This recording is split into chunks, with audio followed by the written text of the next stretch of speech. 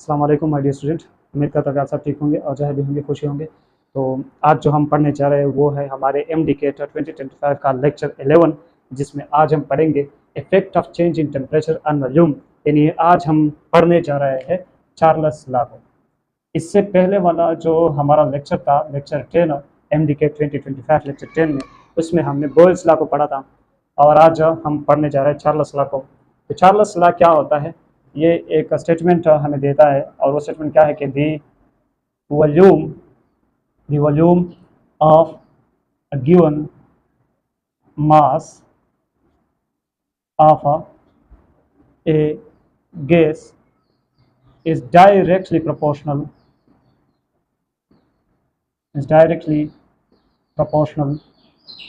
to the temperature।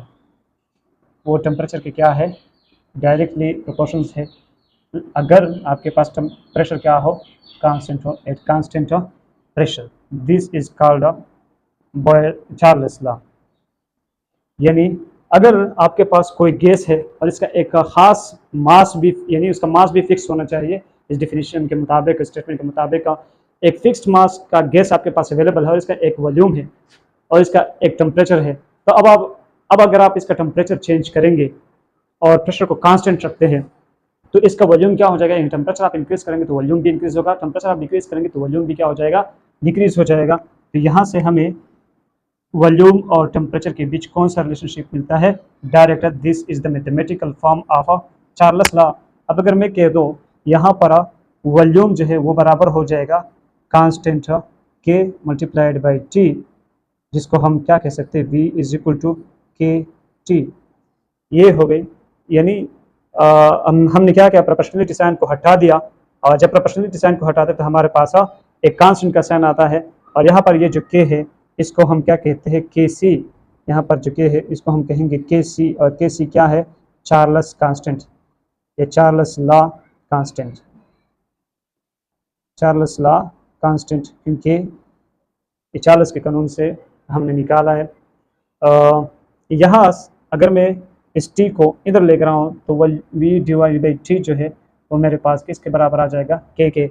मतलब ये हुआ कि वॉल्यूम को जब भी आप टी से डिवाइड करेंगे तो उसकी वैल्यू हमेशा क्या होगी? कांस्टेंट होगी। और यहाँ से हम एक इक्वेशन ड्रा कर सकते हैं कि V1 डिवाइड बाई T1 जो है वो बराबर होगा V2 divided by T2, and this is called Charles law equation. इसको हम क्या कहते हैं? Charles law equation. अब हम ये प्रूफ करते हैं कि क्या ये बात सही है या गलत है कि V1 डिवाइड बाई T1 जो है वो हमारे पास V2 डिवाइड बाई T2 के बराबर होती है, यानी वो हमारे पास कांस्टेंट आती है। तो यह हम एक एक्सपेरिमेंट से इसको प्रूफ करने की कोशिश करते हैं। लेट सपोज ये मेरे पास एक कंटेनर है जिसमें गैस हमने रखा हुआ है, एक खास वॉल्यूम में गैस हमने रखा है और इसका जो प्रेशर है वो T1 है और वो कितना है? 1 atm। लेट सपोज वो कितना है? 1 atm कांस्टेंट रखा है। इसको हमने कुछ टेम्परेचर दिया हुआ है, हीट दिया हुआ है। इसका जो T1 है वो कितना है? लेट सपोज वो है हमारे पास 10 डिग्री सेंटीग्रेड है। और फिर इसका जो वॉल्यूम है यानी V1 वो हमारे पास लेट सपोज कितना है? 100 मिलीलीटर है, 100 मिलीलीटर है। अब मैं क्या कर रहा हूँ? इसको हीट अप करता हूँ, इस सेटअप को थोड़ा सा ओवर हीट देता हूँ, टेम्परेचर को बढ़ाता हूँ, तो हमारे पास वॉल्यूम क्या हो जाएगा? इंक्रीज कर जाएगा। गैस क्या कर जाएंगे? एक्सपेंड कर जाएंगे। ज़्यादा हीट मिलने से काइनेटिक एनर्जी बढ़ जाएगी, गैस एक्सपेंड कर जाएगा तो वॉल्यूम क्या हो जाएगा? बढ़ जाएगा। यानी V2 जो है लेट सपोज वो अब हमारे पास 200 मिलीलीटर हो गया और T2 को हमने कितना बढ़ा दिया? 10 से। लेट सपोज इसको हमने 20 डिग्री से, जब हमने T को टेम्परेचर को 10 डिग्री सेंटीग्रेड से 20 डिग्री सेंटीग्रेड कर दिया तो वॉल्यूम भी 100 मिलीलीटर से 2 से एबल हो गया। यानी टेम्परेचर बढ़ाने से हमारे पास वॉल्यूम बढ़ जाता है। अब ज़रा हम देखते हैं कि V1 डिवाइड बाई T1 जो है वो किसके बराबर है? 100 डिवाइडेड बाई 10 के, यानी यहाँ से हमें आंसर मिलता है 10 के। V2 डिवाइड बाई T2 जो है वो बराबर है 200 डिवाइड बाई 20 के, तो यहाँ से भी हमें आंसर क्या मिल रहा है? 10। इसका मतलब ये हुआ कि V1 डिवाइड बाई T1 जो है वो बराबर है V2 डिवाइड बाई T2 और वो बराबर है कांस्टेंट 10 के। यानी V और T का जो डिवीजन है वो हमेशा क्या रहता है, कांस्टेंट रहता है। और यहाँ से हमने ये वाला इक्वेशन भी ड्रा किया है, चार्ल्स लॉ का इक्वेशन। और इस इक्वेशन को हम, चार्ल्स लॉ के इक्वेशन को हम बार बार यूज़ करेंगे उनके न्यूमेरिकल्स में। तो यहाँ से हमें कुछ न्यूमेरिकल्स मिलते हैं चार्ल्स लॉ के मुताबिक, उनको हल करने की कोशिश करते हैं।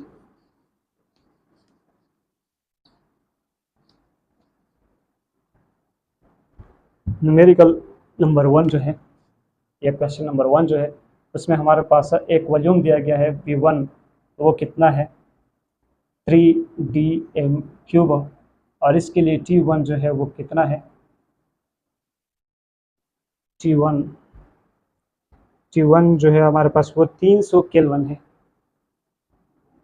वो 300 केल्विन पर किसी गैस का वॉल्यूम 3dm³ है। अब इन्होंने टेम्परेचर को थोड़ा बढ़ा दिया है, T2 कर दिया, और वो कितना है 400 केल्विन। अब आपसे पूछता है कि अब आप इसका वॉल्यूम कैलकुलेट करके अब इसका वॉल्यूम कितना हुआ होगा। पहले एक गैस था जिसका वॉल्यूम 3dm³ था, 300 केल्विन। इन्होंने टेम्परेचर बढ़ा दिया 400 केल्विन तक। अब आपसे पूछता है कि वॉल्यूम क्या हो जाएगा, यानी वो कितना हुआ होगा। तो जाहिर है यहाँ से हम इतना तो कह सकते हैं इस चार्ल्स लॉ को देखते हुए कि वॉल्यूम क्या हुआ होगा। अगर हमने टेम्परेचर बढ़ाया है तो वॉल्यूम भी बढ़ चुका होगा, वॉल्यूम भी 1 से ज़्यादा होकर 3 से ज़्यादा होकर कुछ और हो चुका होगा। तो हम देखते हैं कितना बढ़ चुका है। हमारे पास इक्वेशन क्या होता है, चार्ल्स लॉ का equation V1 divide by T1 is equal to V2 divided by T2। तो यहाँ से हमें V2 जो है वो बराबर मिल रही है V1 divide by T1 multiplied by T2 के। V2 बराबर हो जाएगा, V1 जो है वो कितना है 3dm³, T1 जो है वो कितना है 300 केल्विन है, और T2 जो है वो 400 केल्विन है। तो केल्विन और केल्विन कैंसिल, ये 0 और 0 कैंसिल, 3 और 3 भी कैंसिल, तो यहाँ 1dm³ और यहाँ 4, तो यहाँ से हमें आंसर मिलता है 4dm³।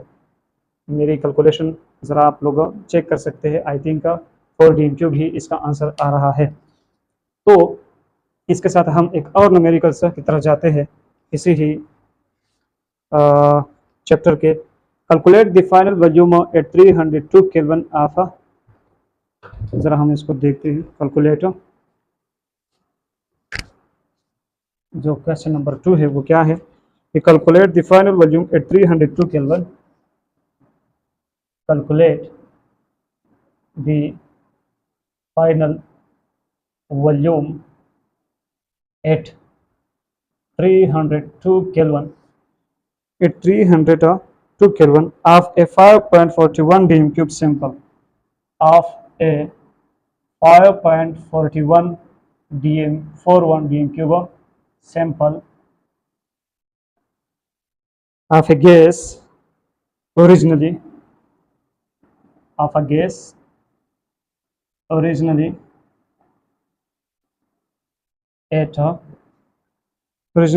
353 Kelvin. If the pressure does not change at constant pressure, यानी यहाँ पर हम ये कह सकते हैं at constant pressure, if the pressure does not change का मतलब क्या होगा at constant pressure। तो ये हमारे पास है numerical number 2, calculate the final volume at 302 kelvin of, final volume की बात कर रहा है, यानी यहाँ से हमें V2 मिल रही है कि V2 नहीं है, इसको हमने मालूम करना है। एट 302 केल्विन फाइनल वॉल्यूम, और फाइनल वॉल्यूम के लिए फिर हमारे पास फाइनल टेम्परेचर जो होगा यानी T2 वो कितना दिया है 302 केल्विन। 302 केल्विन पर हमारे पास वॉल्यूम कैलकुलेट करें। अगर कोई सिंपल मौजूद है और इसका वॉल्यूम जो है ओरिजिनली V1 वो कितना है 5.41 dm³, और इसका ओरिजिनल यानी इनिशियल टेम्परेचर जो है T1 वो कितना है 353 केल्विन। तो यहाँ से हमने क्या कैलकुलेट करना है, V2 को यहाँ से भी कैलकुलेट करना है। तो V2 बराबर हो जाएगा V1 divide by T1 multiplied by T2, बराबर हो जाएगा V1 कितना है 5.40 या 41 डिवाइड बाई T1 कितना है 302 केल्विन मल्टीप्लाइड बाई 353 केल्विन। तो केल्विन केल्विन कैंसिल, यहाँ इससे आप कैलकुलेट करेंगे तो आपके पास है T2 जो है इसकी, सॉरी V2 की एक वैल्यू आ जाएगी और इसको हम कहते हैं XDM³। ये आपके पास आंसर आ जाएगा जब आप इसको हल करेंगे। तो ये थे थोड़े से सिंपल से क्वेश्चन हमारे प्रीवियस कोर्स से, यानी 9th के कोर्स है, फर्स्ट ईयर के कोर्स है। अब वो थोड़ा सा इसके ग्राफ्स जो है चार्ल्स लॉ के ग्राफ्स के मुताबिक एक क्वेश्चन मैं पूछ लूँ आपसे, तो देखते हैं कि उसको हम किस तरह से हल करते हैं।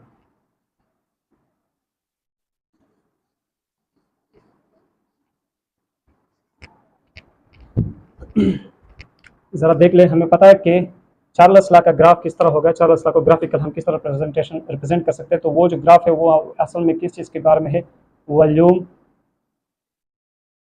V versus temperature T graph होगा, टेम्परेचर T ग्राफ होगा। और वो किस तरह होगा आप लोग देख सकते हैं, एक स्ट्रेट लाइन हमें देगा इस तरह, ये एक ग्राफ देगा और इसको हम कहते हैं isobaric graph. Isobaric means constant pressure वाला graph. A graph at constant pressure, a graph at constant pressure is known as isobaric graph.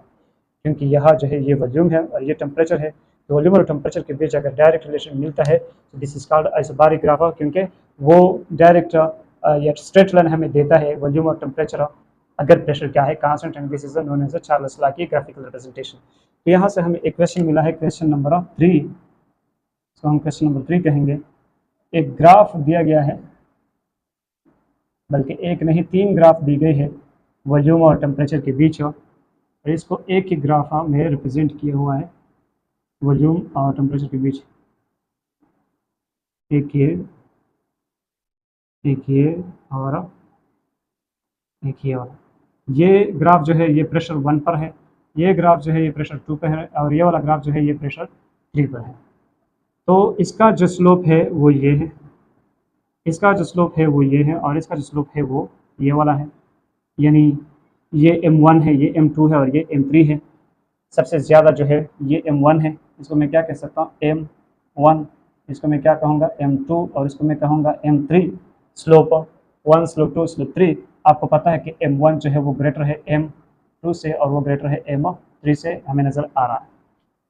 यहाँ से वो क्वेश्चन कर रहा है, क्वेश्चन ये है कि आप बता दें कि P1 जो है वो बराबर है P2, वो बराबर है P3 के, ये वाला ऑप्शन सही है, या P1 ग्रेटर होगा P2 से और वो ग्रेटर होगा P3 से, ये वाला ऑप्शन सही है, या P3 ग्रेटर होगा P2 से, वो ग्रेटर होगा P1 से, ये वाला ऑप्शन सही है, या डी नन ऑफ दिस वाला ऑप्शन सही है। तो हमें पता है कि वॉल्यूम और टेम्परेचर के बीच कौन सा रिलेशनशिप है, डायरेक्ट रिलेशनशिप है। अगर मैं इसको प्रोपोर्शनल डिज़ाइन पर मैं हटा दूँ तो यहाँ से KT आ रहा है, KT, और इस इक्वेशन को मैं इस तरह भी लिख सकता है कि V is equal to KT plus 0। इस इक्वेशन को मैं नाम देता हूँ इक्वेशन 1, इसको मैं नाम देता हूँ इक्वेशन 2। ये देख ले, और यहाँ से स्ट्रेट लाइन का इक्वेशन देख ले, straight line equation mx plus c। ये ज़ीरो मैंने कसदन डिलिबरेटली ऐड किया है, क्योंकि इस ज़ीरो से इसके वैल्यू में कोई फ़र्क नहीं आने वाला, लेकिन मैंने इसको सिमिलर किया है, सेम किया है स्ट्रेट लाइन इक्वेशन के साथ, क्योंकि k और t की पावर 1 है, m x की पावर 1 है, v की पावर 1 है, y की पावर 1 है, तो हम इसको स्ट्रेट लाइन इक्वेशन के मुताबिक ले सकते हैं, इसको इसके मुताबिक यानी इसके साथ इक्वल ले सकते हैं। तो ये वाले ग्राफ और इस वाले ग्राफ में हमारे पास कोई डिफरेंस नहीं है। तो ये m जो है वो हमारे पास स्ट्रेट लाइन इक्वेशन में m क्या होता है, स्लोप होता है। तो यहाँ पर m जो है, और यहाँ यानी इस इक्वेशन में m की वैल्यू कौन ले रहा है, k, तो m बराबर है k के, और ये m जो है वो स्लोप के बराबर है, तो k भी हमारे पास क्या हो गई, स्लोप हो गई। यानी k हमें पता चल गया कि k यहाँ पर क्या है, इस इक्वेशन में स्लोप है। समझ में आ गई बात? ये याद रखें कि k हमारे पास क्या है, स्लोप। और तो यहाँ पर इस m1 की जगह मैं इसको क्या कह सकता हूँ, k1 कह सकता हूँ, m2 की जगह इसको मैं क्या कह सकता हूँ, k2 कह सकता हूँ, और m3 की जगह यहाँ पर मैं इसको क्या कह सकता हूँ, k3। अब जरा देख ले, हमारे पास जो आइडियल गैस का इक्वेशन है PV is equal to nRT, वहाँ पर V बराबर हो जाएगा nRT डिवाइडेड बाय P के, nRT डिवाइड बाय P के। और अगर मैं इसको यहाँ पर लिख दो, V is equal to nR divided by P multiplied by T, और इसको मैं इक्वेशन 3 का नाम दे दूँ। तो ज़रा आप लोग देखें इक्वेशन 1 को और इक्वेशन 3 को, यहाँ पर लेफ्ट हैंड साइड, वहाँ पर लेफ्ट हैंड साइड वॉल्यूम है, इधर पर राइट हैंड साइड और वहां पर राइट हैंड साइड, अगर लेफ्ट हैंड साइड दो इक्वेशन का इक्वल है तो इन दो इक्वेशन का राइट हैंड साइड भी आपस में क्या हो जाएगा, इक्वल हो जाएगा। तो N R T divide by P multiplied by T किसके इक्वल हो जाएगा, के टी के। तो यानी यहाँ पर जो N R divide by P है वो यहाँ पर किसकी वैल्यू ले रहा है, के के। तो मतलब यह है कि यहाँ जो हमारे पास के है वो असल में बराबर है N R divided by P के, इसके बराबर है। जरा आप लोग देख सकते हैं इस इक्वेशन में के जो है इस इक्वेशन में एन आर पी की जगह ले रहा है। क्लियर है, यानी एन आर पी और के आपस में क्या है, इक्वल है। अब आपको पता है कि ये जो ग्राफ है ये चार्ल्स लॉ का ग्राफ है, वॉल्यूम और टी के बीच है कांस्टेंट प्रेशर। अब लेकिन दो तीन ग्राफ इन्होंने ले चुका है, ये दो तीन एक्सपेरिमेंट कर चुका है, एक का प्रेशर 1 पर, एक प्रेशर 2 पर, प्रेशर 3 पर, डिफरेंट प्रेशर पर। तो आपको पता है कि ये जो चार्ल्स लॉ है वो फिक्स्ड मास की बात करता है, यानी एन जो होता है N is equal to mass divided by molar mass. तो मास फिक्स है, मोलर मास फिक्स है, तो एन भी फिक्स हो जाएगा। आर हमें पता है कि वो भी फिक्स यानी कांस्टेंट होता है, तो ये दोनों क्या है, कांस्टेंट है। अब मैं जब एक कांस्टेंट को हटाता हूँ तो प्रोपोर्शनलिटी का साइन तो आता है, तो के क्या हो जाएगा, के इज ये प्रोपोर्शनलिटी का साइन आ गया, यहाँ पर एन आर को मैंने हटा दिया तो यहाँ 1 है और ये पी आ जाएगा। तो ये हमारे पास यहाँ से के और पी के बीच रिलेशनशिप मिल गया। के जो है स्लोप वो प्रेशर पी के इनवर्सली रिलेशनशिप में है, इनवर्स रिलेशनशिप में है। यानी अगर के बढ़ रहा है तो प्रेशर क्या हो जाएगा, कम हो जाएगा, अगर के कम हो रहा है तो प्रेशर बढ़ जाएगा। तो यहाँ से हमें पता है कि K1 जो है, यहाँ से हमें पता है कि K1 जो है वो ग्रेटर है K2 से, वो ग्रेटर है K3 से। तो और K1 का प्रेशर क्या है P1, K2 का प्रेशर क्या है P2 और K3 का प्रेशर क्या है P3।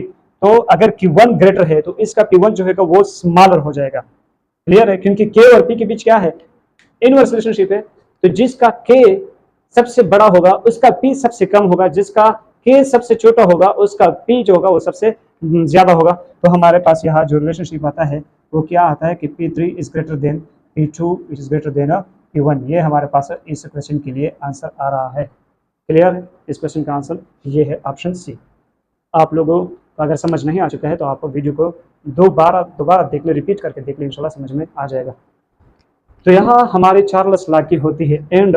और जब हम कल वाले लेक्चर में बोयल्स लॉ को डिस्कस करते थे या परसों वाले लेक्चर में, लेक्चर 10 में, तो वहाँ हमसे एक क्वेश्चन रह गया था ग्राफिकल वाला क्वेश्चन। जैसे कि अभी हमने चार्ल्स लॉ से भी एक ग्राफिकल क्वेश्चन किया है, तो वहाँ पर भी हमने एक ग्राफिकल वाला क्वेश्चन करना था लेकिन टाइम नहीं मिला। तो हमने कहा था कि इसको हम नेक्स्ट लेक्चर में हल करेंगे। तो वो वाला क्वेश्चन जरा हम देखते हैं। बोयल्स लॉ के मुताबिक हमारा ये वाला क्वेश्चन होगा। आप लोग और भी बोयल्स लॉ के मुताबिक क्वेश्चन कर चुके हैं। बोयल्स लॉ क्या, volume is inversely proportional to pressure. और यहाँ से आपको एक वो मिला था, क्वेश्चन मिला था कि वॉल्यूम जो है वो हमारे पास बराबर है कांस्टेंट के इंटू 1/P के। इसको मैं इस तरह भी लिख सकता हूँ कि P जो है वो बराबर है K इंटू 1/V के। इस तरह भी हम इसको ले सकते हैं। तो ज़रा देख सकते हैं, यहाँ से हमें एक क्वेश्चन मिला था। क्वेश्चन ये था कि एक ग्राफ हमें दिया गया है, एक नहीं 3 ग्राफ फिर से, और वो 3 ग्राफ 3 डिफरेंट टेम्परेचर पर हमें मिल चुके हैं। एक ये वाला ग्राफ, एक ये वाला ग्राफ, एक ये वाला ग्राफ। और ये ग्राफ किसके बीच है, प्रेशर P और 1/V के बीच। क्योंकि हमें पता है कि प्रेशर और वॉल्यूम के बीच तो इनवर्स रिलेशनशिप है, तो इसके बीच ये वाला लाइन आता है, स्ट्रेट लाइन वाला ग्राफ नहीं आता। आपको ये भी पता है कि प्रेशर और वॉल्यूम के बीच जो लाइन आता है वो कुछ इस तरह होता है। क्लियर, ये याद रखना है। ये वाला जो ग्राफ है ये प्रेशर वर्सेस 1/V के बीच है। ये टेम्परेचर 1 पर है, ये टेम्परेचर 2 पर है, ये टेम्परेचर 3 पर है। अब वो आपसे क्वेश्चन करता है कि आप बता दें, क्वेश्चन है ऑप्शन ए इन्होंने दिया है कि T1 जो है वो बराबर है T2 के, वो बराबर है T3 के, या T1 जो है वो ग्रेटर है T2 से, वो ग्रेटर है T3 से, या सी के T3 जो है वो ग्रेटर है T2 से, वो ग्रेटर है T1 से, या ऑप्शन डी के नन ऑफ देम। तो ये ज़रा आप लोग पिछले लेक्चर में चले जाए इस क्वेश्चन को। अगर आप लोगों ने ज़्यादा समझना है तो आप लोगों ने बॉयल्स लॉ को भी देखना है। लेक्चर 10 में एमडीकेटर 2025 पर लेक्चर 10 में आपने बॉयल्स लॉ को डिटेल से पढ़ना है, तो वहाँ से हमें ये क्वेश्चन अच्छी तरह समझ में आ जाएगा, क्योंकि ये हम बॉयल्स लॉ के एक और रिमेनिंग क्वेश्चन को हल करने की कोशिश करते हैं। अब ज़रा देख लें, हमें पता है कि V जो है प्रेशर जो है, प्रेशर वो बराबर है K multiplied by 1 over V के। तो मैं इसको इस तरह भी ले सकता कि P is equal to K into 1 over V plus 0, और इस 0 से इसके ऊपर कोई असर नहीं पड़ेगा। तो यहाँ से ये इक्वेशन जो है ये हमारे पास स्ट्रेट लाइन इक्वेशन के साथ सिमिलरिटी रखता है, y is equal to mx plus c। यहाँ पर k जो है ये स्ट्रेट लाइन में m की जगह ले रहा है, और m क्या होता है, स्लोप। इस इक्वेशन का जो m है वो ये है, और इस इक्वेशन का जो स्लोप है वो ये है, और इस ग्राफ का इस ग्राफ का जो स्लोप है वो ये वाला है। क्लियर है? तो ये m1 है, ये वाला m1 है, ये m2 है, ये m3 है, क्योंकि ये ग्राफ नंबर 1 है 81, ये ग्राफ नंबर 2 है 82, और ये ग्राफ नंबर 3 है 83। तो ये m1 होगा, ये m2 होगा, ये m3। लेकिन यहाँ पर जो हमारे पास m है वो इस इक्वेशन में k के बराबर आ रहा है, यानी कि हमारे पास क्या हो गई, स्लोप। तो ये यहाँ पर मैं इसको क्या कह सकता हूँ, k1 कह सकता, इसको मैं कह सकता k2, और इसको मैं कह सकता k3। और यहाँ से हमें ये भी नज़र आ रहा है कि k1 जो है वो ग्रेटर है k2 से, और वो ग्रेटर है k3 से। क्लियर है? ये भी याद रखें। अब ज़रा हम आइडियल गैस इक्वेशन को इस्तेमाल करते हैं कि P V is equal to M R T, pressure is equal to M R T divided by V. इसको मैं इस तरह भी लिख सकता हूँ कि P is equal to M R T multiplied by 1 over V, इस तरह भी ले सकता हूँ। तो ज़रा आप लोग देखें इस इक्वेशन को, ये जो इक्वेशन आपको नज़र आ रहा है इसको देख लीजिए। इसको अगर मैं इक्वेशन 1 नाम दे दूँ और इसको मैं अगर इक्वेशन 2 नाम दे दूँ, तो ये 2 इक्वेशन और इक्वेशन 1 में क्या है, सिमिलरिटी है कि नहीं है। यहाँ पर सॉरी ये वाला इधर देख ले, इसको मैं इक्वेशन, ये दोनों इक्वल है लेकिन इसमें P मैंने इधर लेकर आया है, यहाँ पर भी P है। तो ये इक्वेशन 1 और ये इक्वेशन 2 में क्या है, आपस में ज़्यादा सिमिलरिटी है।